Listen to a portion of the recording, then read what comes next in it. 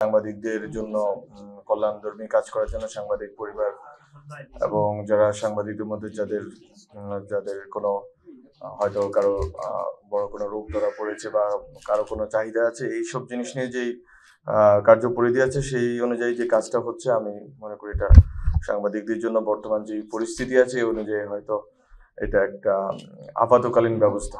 যেটা কামাল ভাই বললেন যে আসলে সাংবাদিকদের যদি নিয়মিত যেই বেতন এবং ভাতার কার্যক্রম আছে এবং তাদের যেই তারা যে সম্মানটা আসলে প্রাপ্য এবং যে অধিকার প্রাপ্য, এটা যদি থাকতো হয়তো ওই কল্যাণ ট্রাস্টের এই কাজটা ওইভাবে দরকার হতো না। আর এখন কিন্তু আমাদের বাংলাদেশের পরিস্থিতি এরকমই। আর মফস্বল, আপনাদের অনেকে আবার মফস্বল থেকে এসেছেন, হ্যাঁ, আমি যতটুকু দেখেছি। কিন্তু মানে ঢাকা শহরেই আসলে সাংবাদিকদের একটা মানবেতর জীবনযাপন করতে হয়, এটা আমরা জানি। আমি নিজেও সাংবাদিকতার জন্য চেষ্টা করেছি, তখন দেখেছি যে 10,000, 11,000, 12,000 টাকা বেতনের কথা বলে।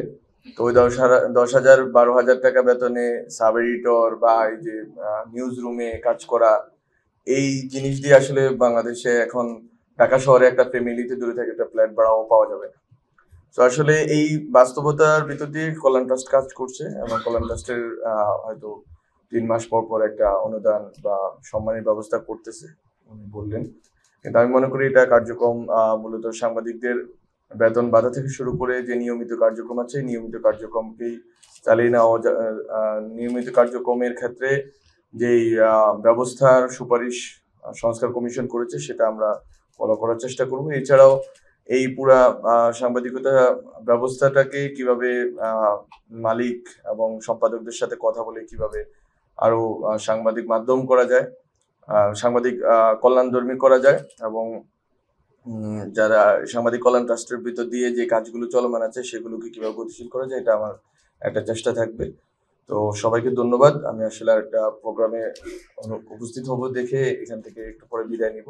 তো আপনাদের সবাইকে ধন্যবাদ। এখানে অনেকেই বিভিন্ন জেলা উপজেলা থেকে এসেছে।